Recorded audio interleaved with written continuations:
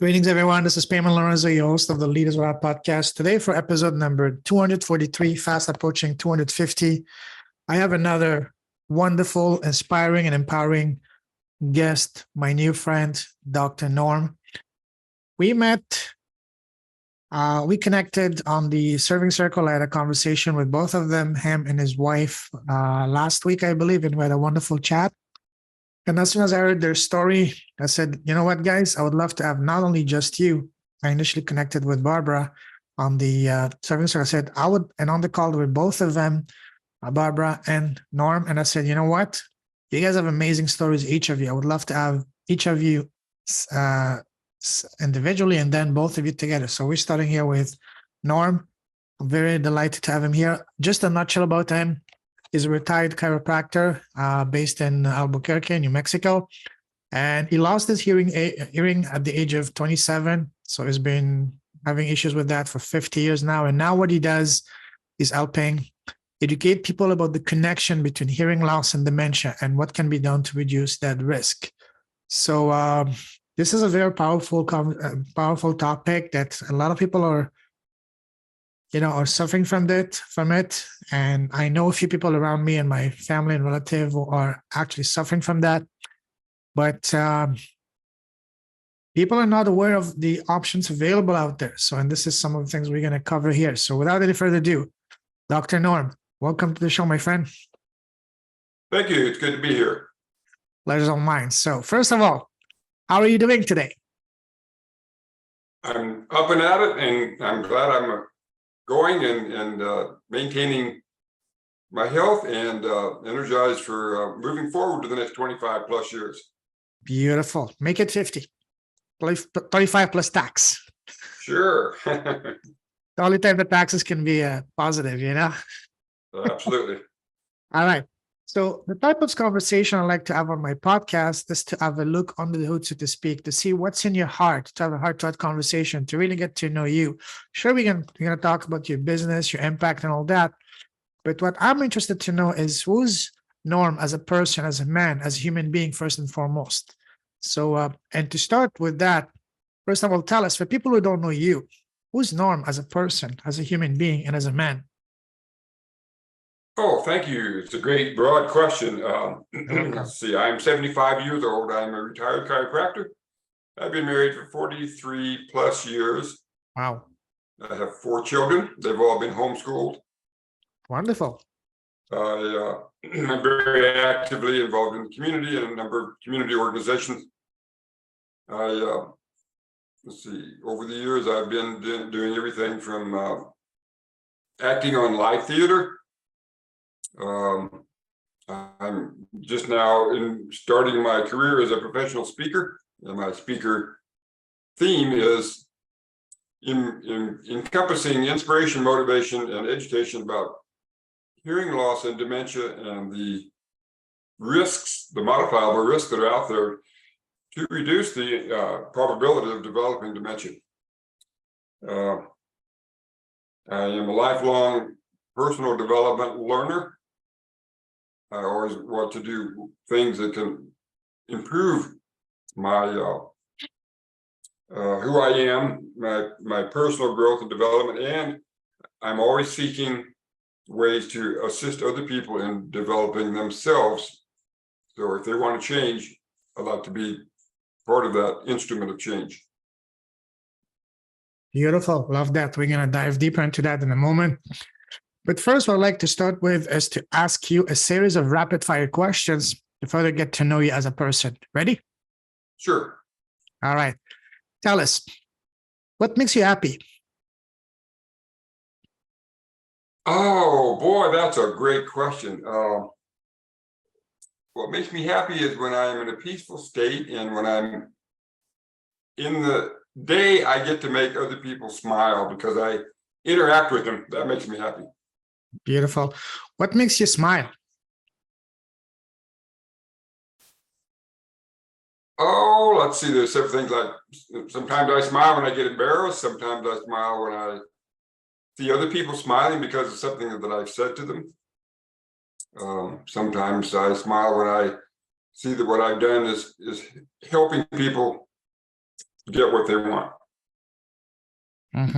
Beautiful. Let's take the happiness factor a couple of notches higher. What makes your soul set on fire? What makes your heart come alive? Oh boy, that's a really good question. I guess it's when I can really get very active in what I'm doing so that other people also get inspired and motivated to move forward. And I also like public speaking. I like to be on the stage. I like to, when I was an actor, I just loved that whole theme of being an actor, being on stage, getting people to emote, cry, laugh, clap, applaud, make changes. What kind of acting were you doing? It was a live theater actor. I was just a character actor, and they had a theme for the play, and I was one of those people that came in and just did little bits and pieces and parts. Beautiful. Now, on the other side of the spectrum, what makes you sad and angry? Oh man, sad and angry. Let's start with angry. I suppose what makes me angry is when there are unmet expectations. When people don't do what they say they're going to do, or they interfere with an agreement that we already had, and they just change it without any consultation with me. They just say, okay, we're going to change this. Yeah. I've gotten angry about that. What makes me sad is I don't get sad very often. What makes me sad? Boy, I guess when somebody has a loss, or when they're not able to see that they can move forward in their lives in a way that would make it better for themselves. And I've been trying to have a conversation with them, and it turns out that they just can't get what they want. Yes, I can see that. What scares you? Top of mind is I don't like the way our political system is really messed up right now. It scares me what's going to happen if we don't realize as human beings we need to do something about this. Yes, it's the same, unfortunately, here in Canada as well. Yeah, so I hear you. Yes. Now, what would you say is your number one personal superpower? It is the ability. Let's see here. Number one superpower is I do what I say I'm going to do. Oh, that's powerful. That's tremendous. Commitment. And how is that? How does that allow you to really, help you get things done, build on your confidence and how people view you? When I make a commitment, I realize that there are going to be times when I don't want to honor that commitment. But when I do honor the commitment, all kinds of things happen to allow that commitment to move forward that I hadn't even realized just because I made the commitment. Yes, I agree. Now, what is one thing that you used to value that you don't value anymore? Oh boy! And it doesn't have to be a thing. It can be like something that, like a principle, like a rule, whatever. Habit, custom.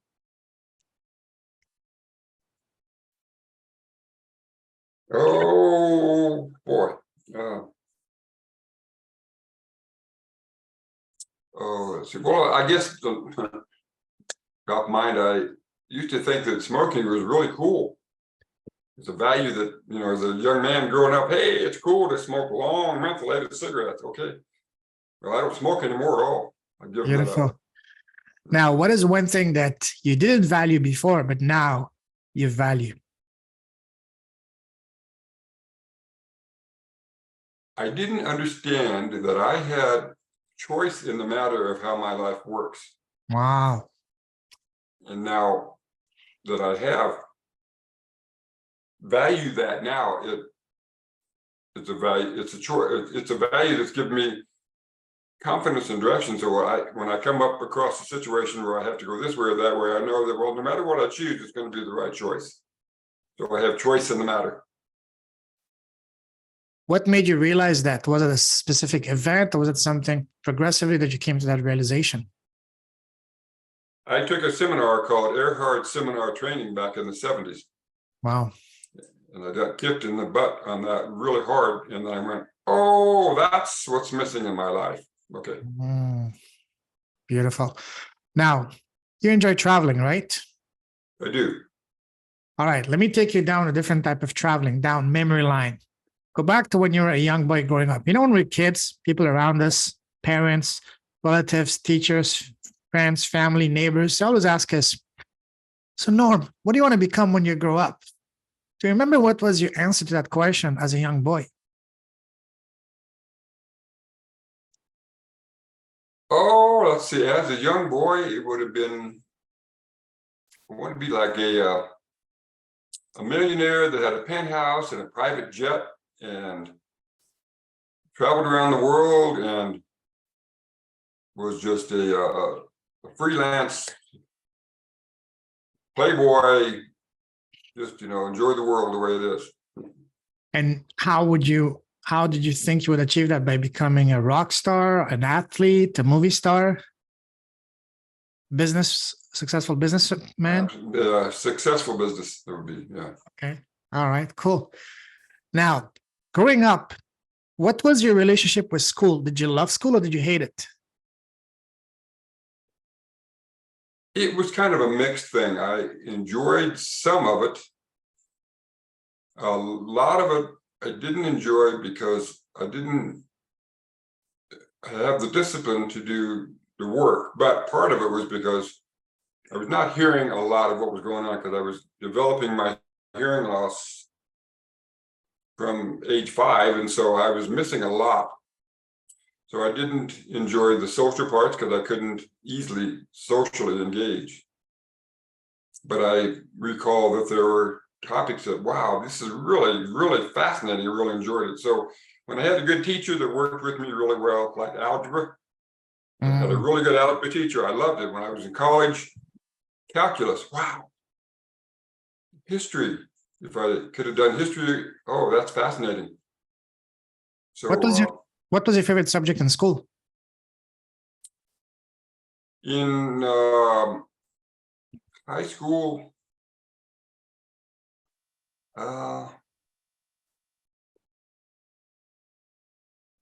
I suppose it would have been like history and civics and things like that. What was your least favorite subject? Probably English. Why? The teacher? Diagramming sentences. Oh, yeah. Especially grammar. Means. I wasn't a fan right. of grammar. Oh, yeah. Oh, yeah. Okay, beautiful. Now, what kind of guy growing up in school? Let's say we were in the same class in grade 10, 11. What kind of student were you? Were you the shy type, the chatterbox that never stops talking, the life of the party? Were you the nerd? Were you the superstar athlete? What kind of guy were you growing up? Let's say we're in the same class in grade 10, 11.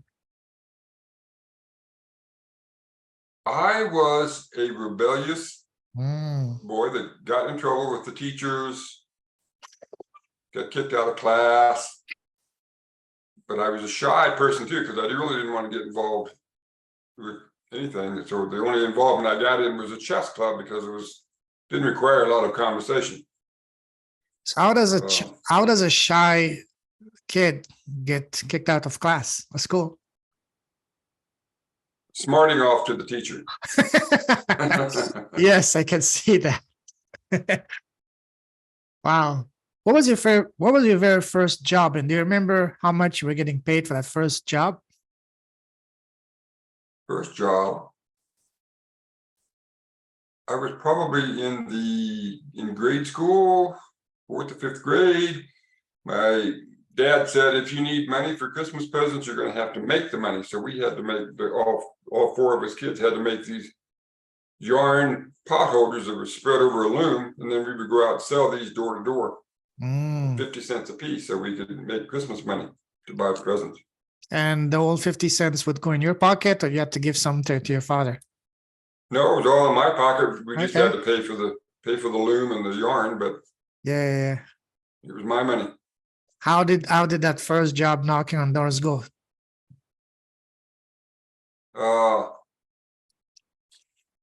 Back then it was, oh sure, I'll buy. Yeah, this is really cute. These are nice, and it was very it was non-threatening. It was cold, but other than that, it was okay. Whereabout did you grow up? I grew up in younger years was in Illinois and then Missouri. Oh yeah, Illinois can get pretty cold. Yes. Yes. Does it get cold in Missouri too? Cold in Missouri, yes, it is. During the wintertime, of course. Yeah, back then I can totally understand. It was a completely different world. Yes. Even me growing up in a small town in the south of France in the late 80s, it was a completely different world to what I'm seeing here in Toronto nowadays in Canada. Absolutely incomparable. Sure. I actually miss the days of before the internet, before the cell phone, where people actually much more connected to each other. You actually knew your neighbors. You know, you had the sense of community where your neighbors, for example, would be glad to babysit you when your parents are working. That happened to me a few times growing up as a kid, but now it is out of question. I mean, in most cases. Yeah. Oh, yes. Wow. Let's talk now about your path.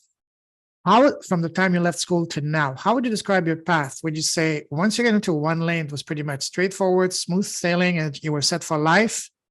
Or was it more like turns and twists, like a roller coaster? Yeah, turns and twists like a roller coaster. More from that way, right? Yeah, right. All right. Yeah. Tell us a little bit about your path. What did you do from the moment you left school, and walk us through your path a little bit? Sure. I got out of high school and immediately enrolled at the university. And I thought, man, I'm going to become a pharmacist. That was my goal, because a friend of mine was a pharmacist and his brother was a pharmacist. His brother was also my good friend. And we both enrolled in school, but for some reason, we just weren't dedicated to it. Plus, I was losing my hearing rapidly, and I didn't realize that. Well, the reason why I wasn't getting information is because I couldn't hear, but I didn't know it. I didn't realize it was that severe. So I dropped out after 1 year, and then took a chance to go up to Denver and enroll in a computer school of some sort. I forgot what it was, but for some reason that didn't work out. I got fired from a job.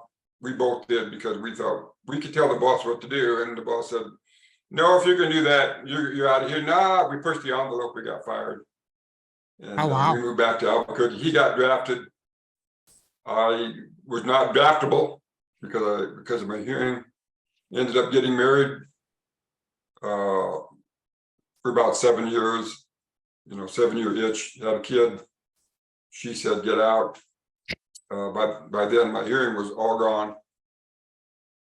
And I thought, oh, let's see, I'm going to do something with my life, because the way it's going now, it's not good. I was job hopping. So I decided to go to school, go to college. I got some help from the state program to help me with tuition and living expenses. And then got married for the second time. And then we started different companies. We started training people on how to use computers. When they first came out, PCs, we had big national accounts, like the laboratories and the telephone companies and the city and the government. And we did that for several years, and it was exciting. It was a fast roller coaster because we couldn't keep up with the technology. It was very expensive to buy new computers for training purposes.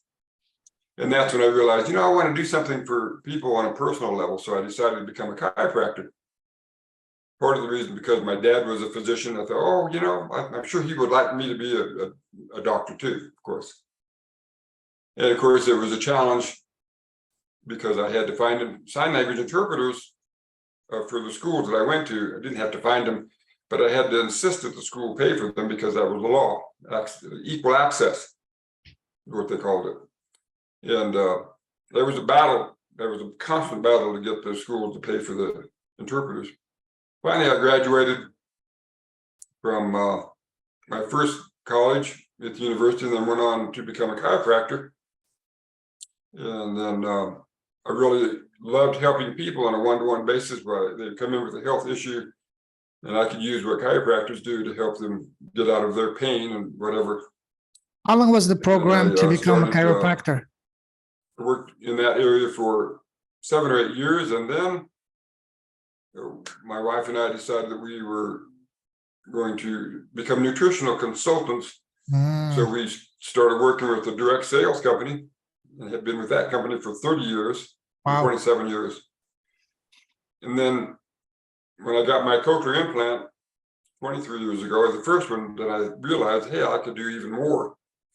So I started hearing. Then I discovered about 5 years ago that there are ways that people can reduce the risk of developing dementia, with hearing loss being the #1 modifiable risk. So I got on that bandwagon, not bandwagon, I got on that circuit of delivering this information. And then about a year ago, I thought, I want to turn that into a professional speaking gig where I can share my past and I can share overcoming many obstacles. And I could also educate people and motivate, inspire people. So there you go. That's Beautiful. a bunch of years in a short time. Yes, beautiful. What caused you to lose your hearing? Was that an incident, an accident? Was that genetic? What happened? Being the physician I am and the scientist that I am and the knowledge that I have from doctors and audiologists and so forth, my best shot is during World War II, my mom worked in an ammunition factory in Oklahoma. Okay. Can you imagine the toxins, the chemicals and stuff that were in that factory? Then I asked her one day when she was still alive, I said, what did you eat? Well, all we had was meat and potatoes because vegetables were hard to acquire. Okay, so I think that the environment contaminated her eggs. I got one of those eggs, the DNA was messed up, the hearing part was messed up, and that became me. And my hearing mechanism just over time just slowly disintegrated and dissolved. So that's what I think caused my hearing loss. How did that initially impacted your life, your day-to-day life? Was that all of a sudden, or was that progressively that you started losing your sight? Yeah, it was progressive. At 5 years old, my parents discovered I had a hearing loss because the other siblings, they'd wake up from the nap and I'd just continue to sleep on. And so there's something wrong here. So they took me to a doctor in Chicago and he said, yeah, basically, by the time he's 15, he needs to either get hearing aids or you can send him to a state school for the deaf. When my mom was a very compassionate person, she would read to me every night, make sure that my pronunciations and my enunciations were very good. But in school, I found that it was difficult because I couldn't hear a lot of what was going on. But finally, when I was 15, I told my dad, I'm not going to go back to school until you get me a hearing aid.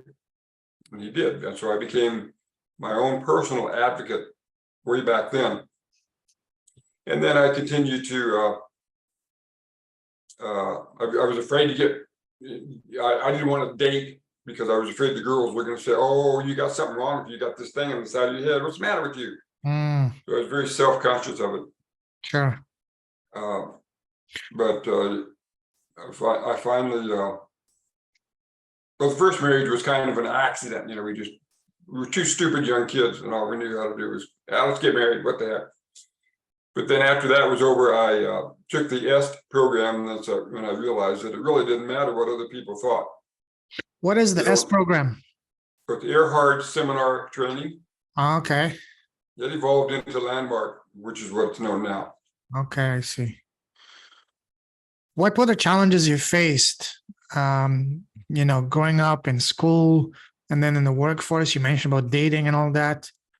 In school, because school can be a very unforgiving environment, especially around other kids our age. Did you get bullied because of that? Or what were some of your most difficult challenges growing up with that problem? Well, when I got my first hearing aid when I was in the 7th grade, Okay. the hearing aids were really attached to my glasses in a pod that looks like about this on both sides, Mm. and the temples were very thick, so I had wear these monsters on the side of my head, and the bullies would, hey, what's that thing you got on there? Hey, let me try it out. Let me try it on. And the girls, of course, the good looking girls would make fun of me and laugh and try to tease me and all that stuff. So Yeah. those were very searing days. And so I just kind of withdrew myself as I went through up to high school. I just kind of withdrew. It was a challenge. One thing that I keep hearing from people who face this kind of challenges is if one of their senses is not working properly or whatever, they get to develop their other senses to compensate for that. Did it happen to you? And if yes, how? Well, I became much more visually aware. And as a matter of fact, there's new research showing that, in fact, when the brain doesn't get the auditory stimulus to the auditory cortex, the brain will tell the visual cortex to do more, to start looking for visual cues. And for me, it was lip reading, watching how people move their faces and their bodies. So I started being much more attentive to watching what people did rather than hearing what they said. And then, of course, I learned sign language when I was in college, because that was the way for me to communicate with sign language interpreters in all the classes. So I learned that as a second language. But that's where the challenge was. The schools didn't want to pay for the interpreter, but I had to force them to do that because of the law. Wow. And how did you so let me rephrase that. You know, there's a saying that says, change your story to change your life. And by story, I mean what we tell ourselves in our head all day long. So when you, Norm, at some of your darkest, lowest point in your life, how did you change the story internally to change your reality externally?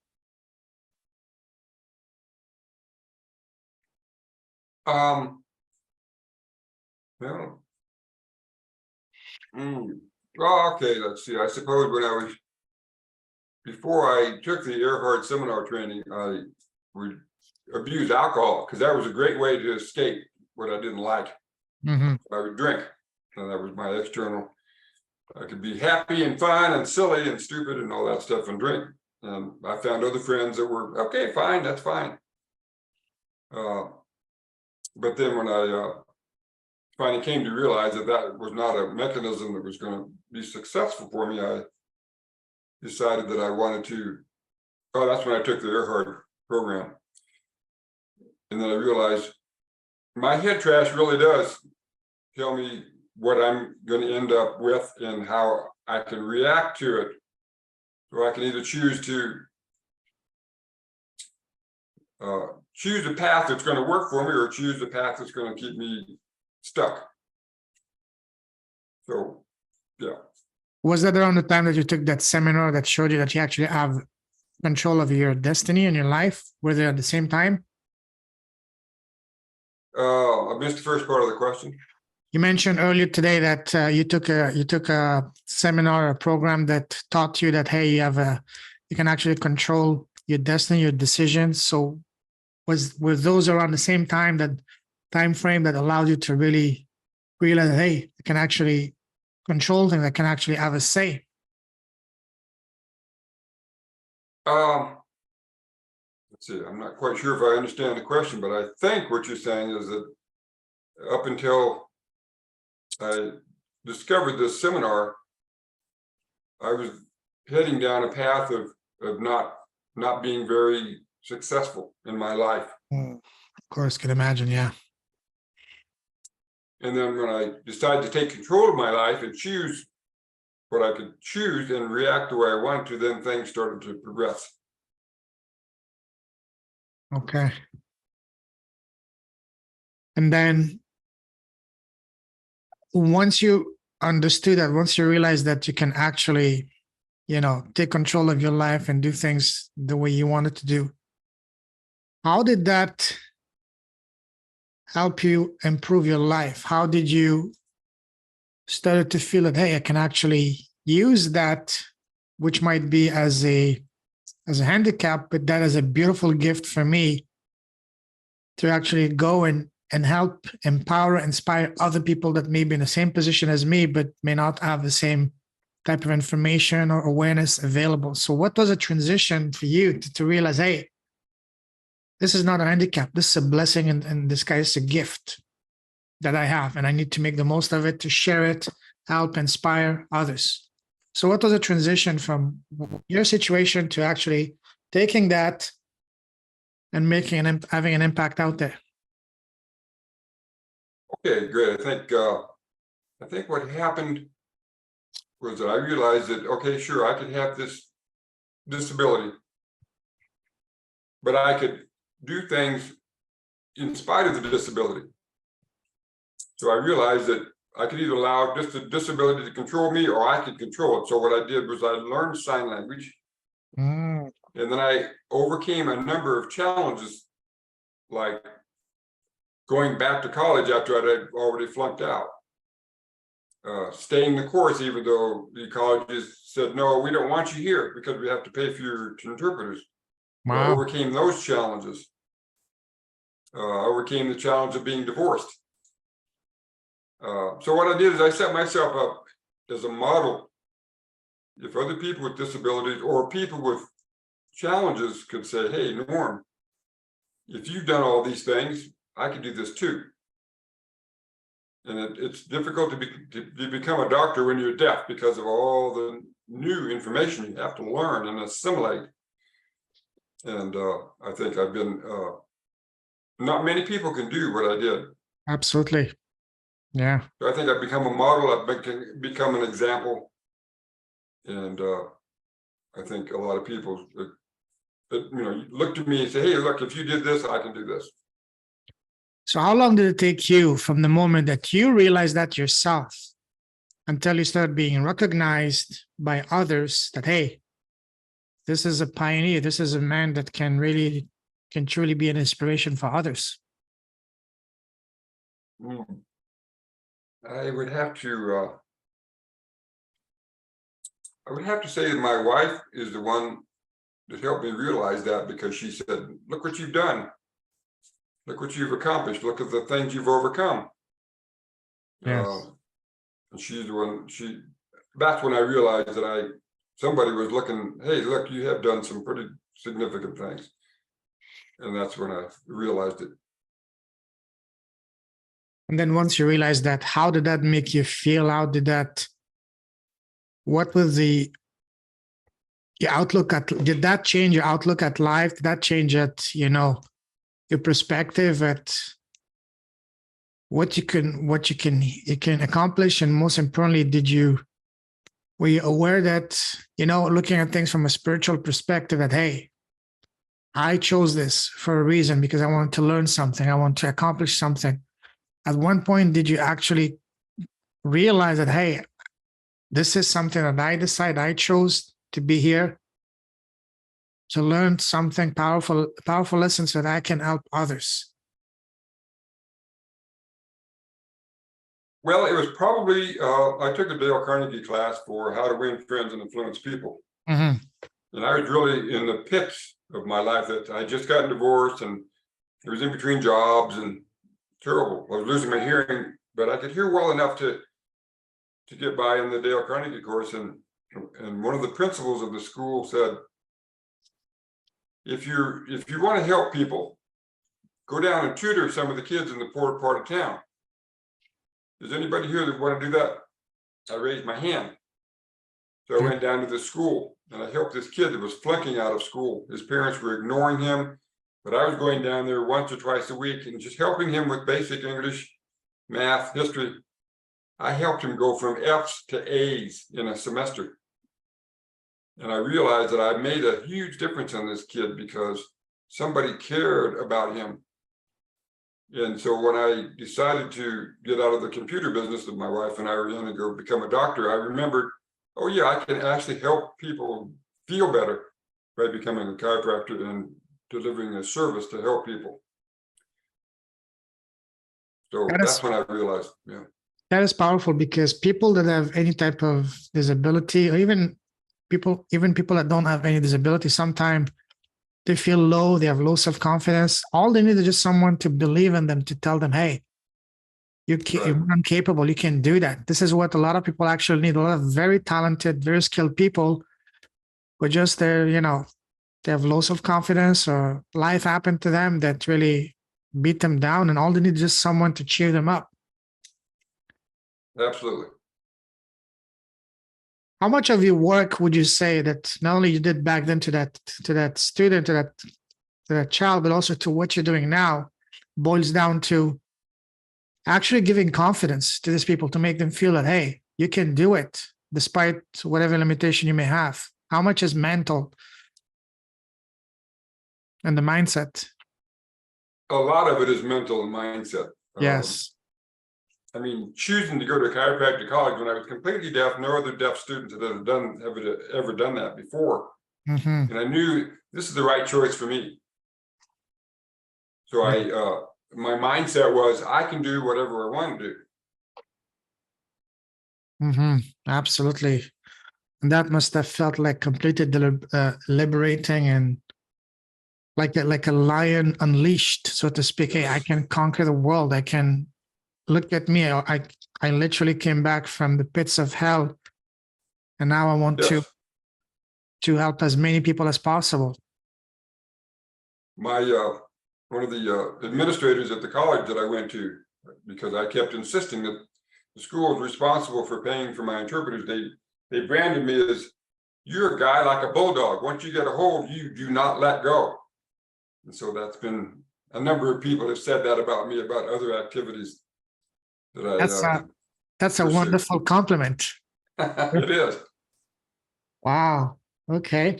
And this fighting spirit, this will to fight nonstop.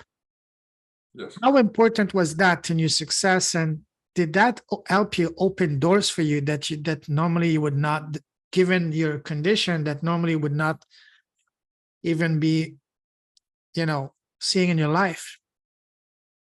Absolutely. It just, in any door that I opened, I just chose, I'm going to open the door. I don't care what other people think. And I was able to open the doors and get through. I had some setbacks, but Sure. I figured there's a lesson to be learned. So I just continue to move forward. Absolutely. Tell us now about the business, the impact you're having now in your business. The impact I'm having now in my business is when I go and tell people that there's a way to prevent dementia. And I've been to, like, say, the Lions Club or Civitans or the civic organization that I go to, or even the organizations with like senior citizen centers. When I share with them, you need to get your hearing checked, because if you have a hearing loss and you don't do anything about it, your mind is going to start to reduce. You're going to lose your cognition and your function of your brain and your mind. But you need to get those hearing aids on. If you have hearing aids, you need to keep them on and wear them all the time. I've had people come to me and say, you have changed my life because I got the hearing aids. I'm hearing better, and I'm starting to remember things that I had forgotten, because the brain does restore itself to some degree when you get the auditory signals back to the brain. So that just happened, and people come to me crying after they hear my seminar. There's hope. Wow. And a huge impact on their lives over and over. Tell us more about the correlation between hearing loss and dementia. I missed the first part of the question. Tell us about the correlation, the link between hearing loss and dementia. Sure. Hearing loss, we hear with our brains, we don't hear with our ears. When the brain uses 20% of the total energy of our body. It takes as much energy to breathe as it does to hear. Really? Wow. Now, when the brain does not get an auditory signal from the ear, let me back up. The brain uses the auditory cortex, which is inside the temporal lobe on both sides of the brain. It's a small little flap of brain tissue. And what it does, it gets a signal from the ear in high, medium, and low sound, and then it tells the brain what to do with the sounds. When the brain loses that information and it starts to reorganize itself and starts to reduce the function and cognition of the auditory cortex and other parts of the brain, and then it causes the brain to lose its cognition and function. So then we develop dementia, which could develop into Alzheimer's. So the connection there is that if the brain is not getting what it wants, it's going to start to reorganize itself, and it's going to start to shrink and reduce the capacity to think and remember and act and all that stuff. So that's the connection there. And is that something that occurs usually after a certain age, or it can hit someone at any age? All the data I have now is older people like 50 and on. I don't have anything about younger people. I do know that if you learn sign language and you were a child and you learn sign language, the brain will adapt itself and use that visual cortex to compensate for what it doesn't get in the auditory cortex. But most of the people I talk to, or the studies that I have, are age-related hearing loss. So if we get older, we lose our hearing. If we don't do something about it, we have a very high risk of developing dementia. If you have a mild hearing loss, you're twice as likely to develop dementia than a hearing person. If you have a moderate loss, it's 3 times. If you have a severe to profound, you have 4 to 5 times the likelihood of developing dementia. Wow. And is that something that is more common in men or women, or it doesn't matter? It's more common in, let me back up. Dementia is developed more in women than it is in men, but it's because of the people that are my age or maybe slightly younger. A lot of women did not get the medical care, or they were at home. They were not physically or mentally engaged.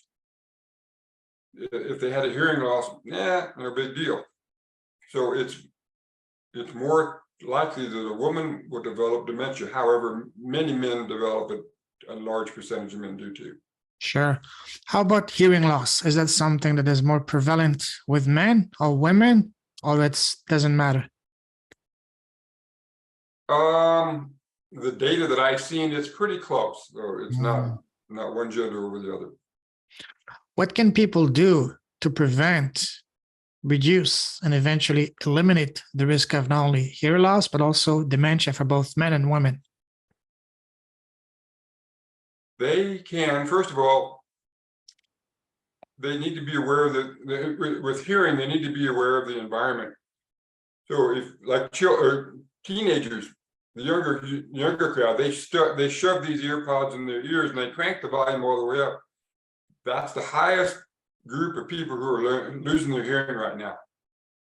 But if you work at a very high noise environment, like machinists or airplanes or other very loud noises, you need to wear ear protection. That's where OSHA has come along. So you need to do things like environmentally control what's being going into your ear and keep it moderated. As far as the other non-hearing loss issues, people need to be aware of what they eat and eat healthy. They need to stop smoking, not quit. or slow down, but stop smoking. Don't abuse alcohol. A little bit of alcohol is okay. Got to exercise. You don't have to go to the gym and be a gym buff. You just need to exercise.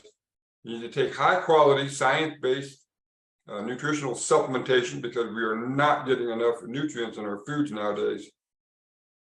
Other things, like if you're like football, soccer players, those guys get their heads whacked all the time. The ball, That's, yes. that's precursor to dementia, big time. So if Yes. you ride a bicycle, wear a helmet. Keep your mind engaged. Learn a language. Like I learned 3 languages after I lost my hearing. Which ones?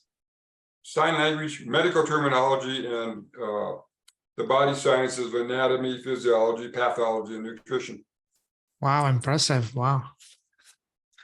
And then learn social engagement. You can learn how to dance, play a musical instrument. I play the ukulele now with the group. Beautiful. And all those things. Yeah. Beautiful. One of the things that I'm guilty myself is put on my earphones, whether the small ones or the big ones, and I crank the volume high. I know I need to stop it. Even sometimes I get a reminder from my phone telling me the volume needs to be lowered. So that's one reminder. Thank you. I will definitely do that. Is there anything we can do to revert? Let's say we've lost, say, 5-10% of our hearing capacity. So anything we can do, for example, for eyesight, there is exercises you can do to revert the loss of eyesight. Are there any similar things to reverting back and regaining some of the capacity that we may have lost because we were listening to loud music, for example, or even someone working in a loud environment? So what you're saying is, if you've lost your hearing, can you recover your loss? Some of them, not complete loss, but let's say because you've been listening to music loud pretty regularly, or you work, let's say, in a noisy environment. Yeah. Is there exercise that we can do to regain some of those hearing capacities? Well, usually what happens when you have a hearing loss in the circumstance you're talking about is that the cochlea has little hair cells in the cochlea that vibrate. Those get damaged from the noise, and so they get shorter. They cannot produce the frequency because they're shortened.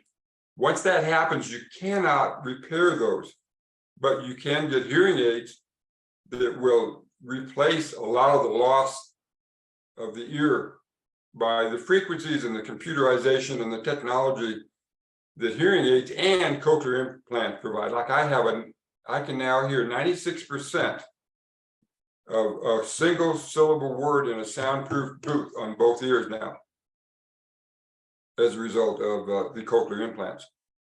So you said we have some kind of hair inside our ears that help us with hearing. Are there ways for us to regrow those hair inside our ears? No. No, there's a lot of talk on stem cell research, and I've been hearing about this stem cell research for over 25 years. Someday they're going to be able to regrow those hairs, but right now there's no viable way to do that. Okay. Maybe in the future. Okay. So tell us about, how do you work with your clients? How do you specifically work with them, and how do you help them? What do you do that really transforms their lives? Well, the biggest way I do that is to get the word out by going to seminar, or by delivering speeches. So I go to senior centers, and I just recently went to a chiropractic convention, and they needed their continuing education credits. I delivered a 2-hour workshop that most doctors probably never even thought about. What, you mean screen my patients for hearing loss? Screen them for dementia? I've never thought of doing that. So now I'm getting reports from the doctors that they are now doing that. So it's educating the public through seminars, keynote addresses, and workshops is how I'm getting the word out, and that's how I'm making the change. Have you considered doing any TEDx speeches? I would love to do a TEDx speech. I will connect you with a wonderful lady that actually specializes in that. that trains you and prepares you and connects you with. She's in Australia, but she has connections all over the world. I will connect you right after this. Oh, it's cool. All right. Very welcome. Share with us an example of the most remarkable transformation you've seen from one of your clients so far. I would have to say, I was delivering the workshop at the chiropractic convention, and one of the chiropractors came up to me and he said, "I want more information about what you're doing." And it just so happened that since he was out of town, he came from out of town. He'd already scheduled a visit with his hearing aid person at one of the big box stores. And the day that I gave my talk, he said, "I'm going to get my hearing aids." So he got his hearing aids. And the information I gave to him gave him hope that he was not going to develop dementia. And he actually cried and said, "You have made such a big difference in my life." Beautiful. And I had another chiropractor whose assistant had a parent who was in a very similar situation. She also was in tears by the end of the seminar because, "Wow, you've given me hope." And that's the biggest transformation I've made so far, is that people are doing something about it. So what is your program? What is the typical length of time that someone that works with you? Is it like a 1 month, 2 month, 3 month, or is it like ongoing working relationship you have with your clients to help them achieve the result they're looking for? Well, actually, I've got a bidirectional thrust here. Bidirectional. The education about reducing dementia risks with hearing loss is the big one, but the other one is making lifestyle choices. So I do have a nutritional program that I recommend to people, that you can't just eat your way to good health. And so sometimes, like, one of the doctors came to me and said, "Hey, what nutritional program do you recommend?" Because when I tell people you've got to eat right, you've got to eat right both. You've got to take supplements, because supplements supplement what we are missing in our foods nowadays because of the chemicals, insecticides, pesticides, and all the other stuff that's in there. He approached me and said, "Hey, what kind of nutritional product?" I said, "Well, I made my recommendation," and he went ahead and started using them. And what I have done with other people and with this doctor will be to continue to educate him and help his patients, and I will get compensation for delivery of the information about the nutritional supplements. So it could take years. Sure. Have you considered or thought about approaching some of these big companies that are selling these hearing aids and becoming the spokesperson, or even sponsoring you to go and do talks to other people and basically working with them to spread awareness, to show them and hey, there is hope that we can work together, and of course in the process promoting their product to have like a win-win relationship? Yes, I have actually approached a couple of those, and they want what they call audiologists who are really they really understand the mechanism of hearing and hearing loss in a scientific way, that if they make any words, if they share anything about from the company, it's got to be very compliant with all the federal laws and all that stuff. So they want me, I'd have to be an audiologist to do that. I might be able to do a tag along, an add along. You know, if there was a keynote address, they had an audiologist present this stuff, and then they said, here's a guy who's been an example of what you can do to prevent hearing loss. So yeah, it's a possibility. Like, for example, the brand that you're wearing yourself right now. Yeah. How long have you been using that product? 23 years. All right, then have you considered approaching that company? Say, "Hey guys, I've been using your product for 23 years. It opened my ears, it opened my life. It gave me back my life, and I would love to be, a spokesperson testimonial, but not just a one time, but on an ongoing basis. I can do talks. We can go to conferences, seminars, talks. You can put me in TV shows, radios. I would share my story, and through my story, help you promote your product and sell more product to be a win-win collaboration. Sure. Well, it's a good thought. I do have a direct connection with one of those people there that might be able to entertain the idea with her. Yeah, that's a good idea. I'll pursue that. Please do so, yeah, and keep me posted, because that would be a no-brainer, especially if you've been using it successfully yourself for 23 years. Sure. That's a pretty damn good testimonial. It is. Yeah, wow. Who would you say is your exact ideal client avatar? Do you have a specific avatar? Yes, it would be a female in her 50s who might have had a history of dementia in the family. Mm.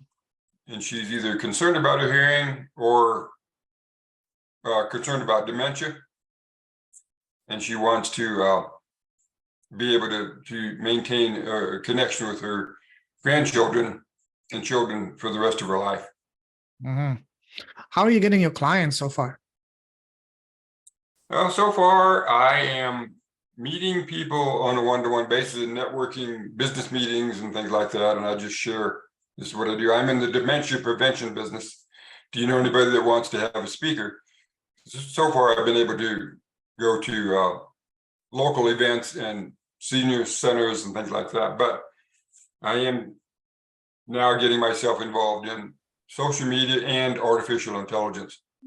Taking a seminar this Thursday, as a matter of fact, on how to get my message out there on the social media platforms.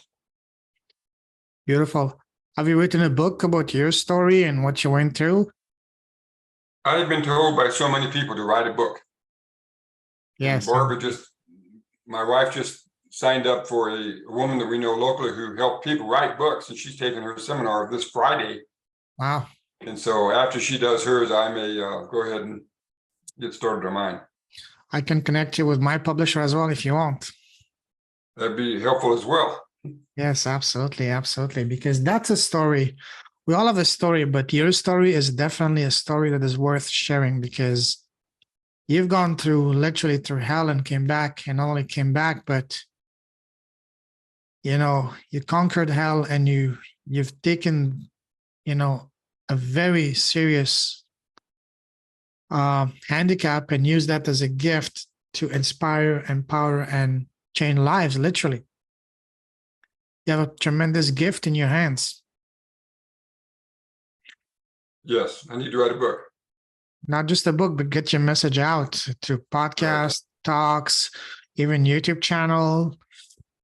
I will connect you with that lady about TEDx, but also start looking maybe I'm pretty sure there must be some kind of maybe Toastmasters in your city, in your area to practice how to do, public speaking. And through those people, maybe because you have a powerful story, maybe they can know someone that's gonna provide you or connect you with someone who was a large platform. Yeah, I'm involved in several Toastmasters organizations, and they have helped me prepare some of my speeches. So yes. Another thing that you can do that came to mind is leverage the power of press releases. You don't have to send one to the national TV stations.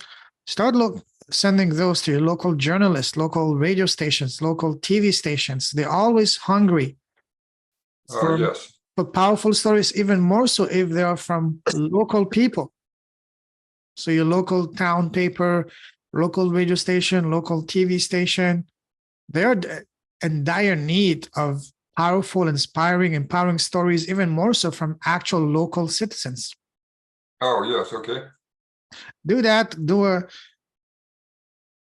a quick Google search on press releases, or I can even connect you if you want to my personal PR lady. Sure. I will take all the connections that I can get. Absolutely. I'll connect you to her after that. She's a wonderful lady, and she's a superstar in that. Awesome. Now, me and you, we can talk for a long time because I love your story. I love your passion, your mission. but let's start wrapping this up. We're probably going to do a part 2 in the future. But for now, to finish off, I'd like to ask you another series of rapid fire questions about advices. Ready? Sure. What would you say has been so far, Norm, the best piece of advice you've received in your life?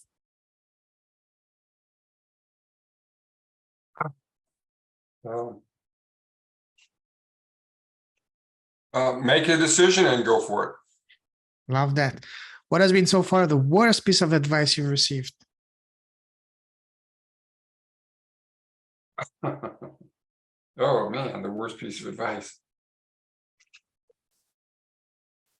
Well, you guys have been together in a marriage, so in a relationship, so just go ahead and get married. My first wife. That was the worst piece of advice. My dad said, "Go ahead and get married." Okay. Oh, wow. Okay. Imagine that you were blessed with a time machine and you can go back in time and sit face to face with the 18-year-old Norm. What's the number one piece of advice you would give to him, knowing all that you know now?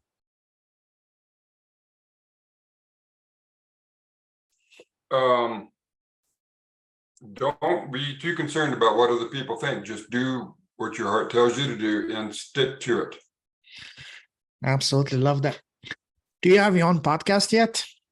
No. What's the number one reason that you haven't started your podcast? Money and know-how. All right. Imagine that you had a very successful podcast today, and today you're interviewing the most special person in the world, and that is yourself. You're interviewing yourself, Norm. What is the first question that you want to ask yourself? If I had a podcast? Imagine that you had a podcast today, and today you're interviewing yourself. So what is myself. the first question that you want to ask yourself? Don't think too much. The first question that comes to your mind. What do you want to accomplish with your podcast? And what's your answer?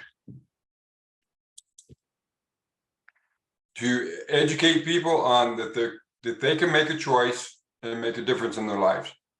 Love that. Beautiful.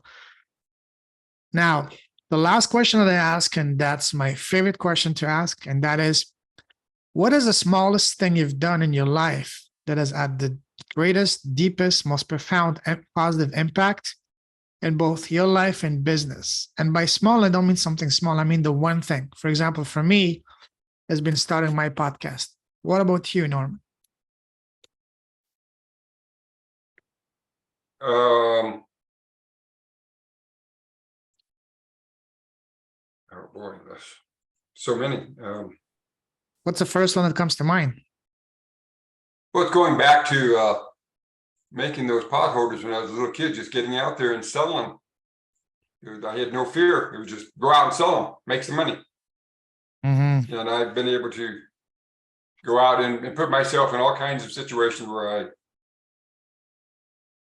have made it, where I've just gone forward. I've just moved forward.